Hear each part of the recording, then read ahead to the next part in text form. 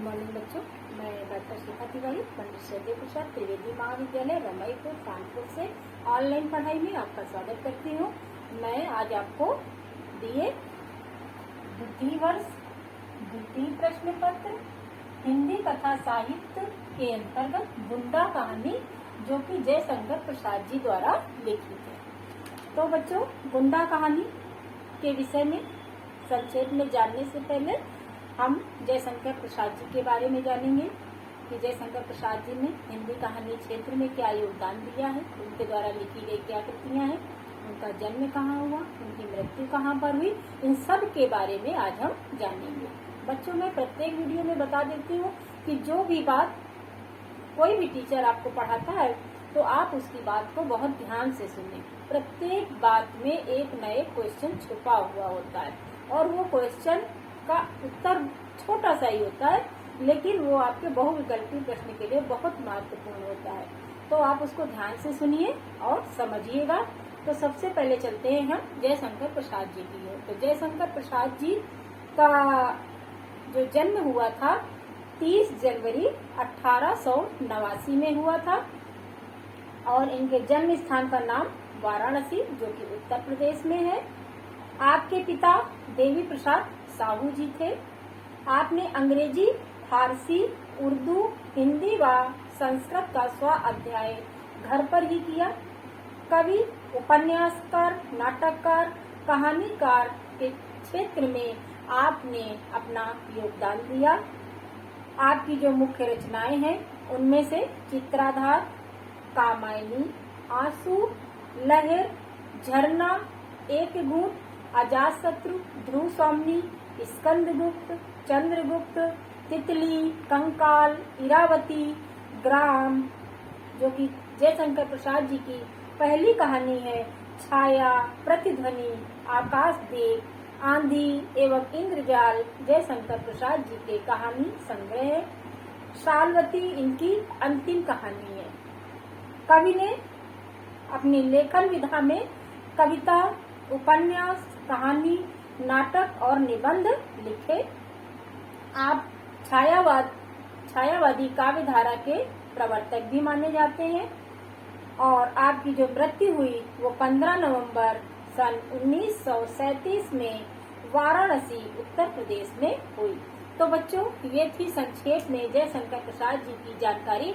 एक बात मैं और आपको बता देना चाहती हूँ कि जयशंकर प्रसाद जी आधुनिक काल के छायावाद युग के कवि और लेखक दोनों ही रूपों में हमारे समक्ष आते हैं और इनके द्वारा दिए गए जो भी हिंदी साहित्य में योगदान उन्होंने दिया है वो अभूतपूर्व है। अब इसके बाद बच्चों मैं आती हूँ गुंडा कहानी के अंतर्गत। तो गुंडा कहानी में जो मुख्य पात्र हैं जिनके नाम आपको याद रखने हैं, उन पात्रों में से जो मुख्य नाम है, जो सर्वप्रथम नाम आता है, वो है ननकू सिंह। ननकू सिंह कौन है? ननकू सिंह कहानी का नायक तथा मुख्य पात्र है। वह 50 वर्ष से भी अधिक आयु का है, परंतु आज भी युवकों की अपेक्षा अधिक बलिष्ठ है। यह राजमाता पन्ना से प्रेम करता था।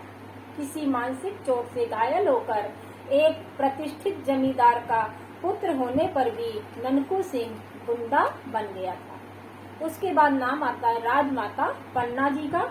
राजमाता पन्ना एक जमींदार की पुत्री थी जो अत्यंत सुंदर व चंचल होने के साथ साथ संगीत की भी प्रेमी थी।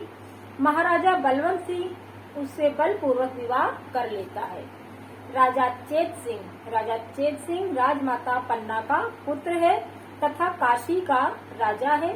ठाकुर बोधी सिंह ठाकुर है तथा ननकू सिंह से बदला लेने के अवसर में रहता है। दुलारी राजमाता पन्ना के पिता की जमींदारी में रहने वाली एक वेश्या लड़की है। वह ननकू सिंह से प्रेम करती है तथा बचपन से ही राजमाता पन्ना की सहेली रही है। मौलवी अलाउद्दीन कुबरा ब्रिटिश शासन में पुलिस है जो काशी नगर में अपना दबदबा बनाए रखता है। मलुकी तबला वादक है। गेंदा राजमाता पन्ना की मुंह लगी दासी है, जो तब से उसकी दासी है जब पन्ना बलवंत सिंह की प्रेयसी बनी थी। तो ये थी संक्षेप में पात्रों की जानकारी। अब हम गुंडा कहानी की कथा वस्तु पर आते हैं। तो बच्चों, कहानी बहुत ध्यान से सुनिएगा, तभी आपको समझ में आएगी। कहानी 3 खंडों में विभक्त है। पहले भाग में ननकू सिंह के जीवन व वृत्त और काशी नगर की सामाजिक व सांस्कृतिक स्थिति के बारे में बताया गया है। दूसरे भाग में राज परिवार की दशा का वर्णन किया गया है तथा तीसरे भाग में राज परिवार के ब्रिटिश सत्ता के अधीन रहने के प्रयास में ननकू सिंह के आत्म बलिदान का वर्णन किया गया है। संपूर्ण कहानी ननकू सिंह को केंद्र बिंदु में रखकर चलती है। कहानी का आरंभ ननकू सिंह के चरित्र चित्रण और 18वीं शताब्दी के काशी नगरी के सामाजिक व सांस्कृतिक मूल्यों के वर्णन से प्रारंभ होता है। ननकू सिंह 50 वर्ष की उम्र का व्यक्ति था, किंतु तब भी वह जुबान युवकों से अधिक ताकतवर लगता था। यानी जो जवान युवक थे उनसे भी अधिक वो ताकतवर लगता था। वह धोती पहनता था, सांवले रंग का था, गड़ासा लेकर बनारस की गलियों में घूमता था। लोग उसको गुंडा कहते थे। 18वीं शताब्दी में काशी नगरी पतन की ओर अग्रसर होने लगी थी। बुद्ध और शंकराचार्य के धर्म व दर्शन मंदिरों और मठों के ध्वंस के कारण बंद हो गए। वैष्णव धर्म भी हासोन्मुख हो चला था। बुद्धि और न्याय के शस्त्र बल को जीतते देखकर निराश नागरिक जीवन में एक नए संप्रदाय का स्वर उठा, जिसका धर्म ही वीरता था। अत्याचारों से लड़ना, वंचितों को शस्त्र बल के द्वारा उनका हक दिलवाना उनका कार्य बन गया था। काशी में ऐसे लोग ऐसे व्यक्ति को गुंडा कहने लगे थे। जीवन की किसी ऐसी इच्छा के प्रति अत्यधिक लगाव जो प्राप्त न हो सके नुकसानदायक होता है। ननकू सिंह ऐसी ही किसी इच्छा से विरक्त होकर के गुंडा बन गया था। वह जमींदार का पुत्र था, दोनों हाथों से धन लुटाता था और जुआ भी खेलता था। ननकू सिंह ने काशी में अपना काफी धन खर्च करके एक प्रहसनपूर्ण नाटक खेला, जिसे काशी के लोगों ने बहुत पसंद किया। ननकू सिंह काशी में यहाँ वहाँ घूमता रहता था, कभी प्रकृति के नीचे तो कभी गंगा नदी में नाव पर तो कभी कहीं। जब कभी वह जुआ खेल कर आता था तो बनारस की वेश्याएं उस पर फिदा रहती थी। ननकू सिंह जुआ खेल कर जो भी धन कमाता था वह उन पैसों को वेश्याओं को दे दिया करता था, परंतु खुद कभी कोठे पर नहीं जाता था। ठाकुर बोधी सिंह और ननकू सिंह में दुश्मनी थी। बोधी सिंह अपने पुत्र की बारात लेकर उसी रास्ते आ रहे थे जिस रास्ते पर ननकू सिंह मजनू तमोली की दुकान पर बैठा था। ननकू सिंह ने फरमान भिजवाया कि बारात ना जाएगी आगे। बोधी सिंह के हार मान जाने पर ननकू सिंह खुद उनके पुत्र की बारात ले गया, खर्च किया और दुल्हन लाकर पुत्र को सौंप दिया। ननकू सिंह ने एक बार दुलारी से गीत सुनाने को कहा। उसी समय कुबरा मौलवी दुलारी को जबरदस्ती रेजिमेंट के यहाँ ले जाती है। ननकू सिंह कुबरा मौलवी को मारकर भगा देता है। कुबरा मौलवी ब्रिटिश सरकार में सिपाही है। सुंभा के संगम पर ननकू सिंह की बैठक जमी है। दुलारी के गाने में भी ननकू सिंह का मन नहीं लगता। काम आतुर होकर दुलारी ननकू सिंह के पलंग पर बैठती है।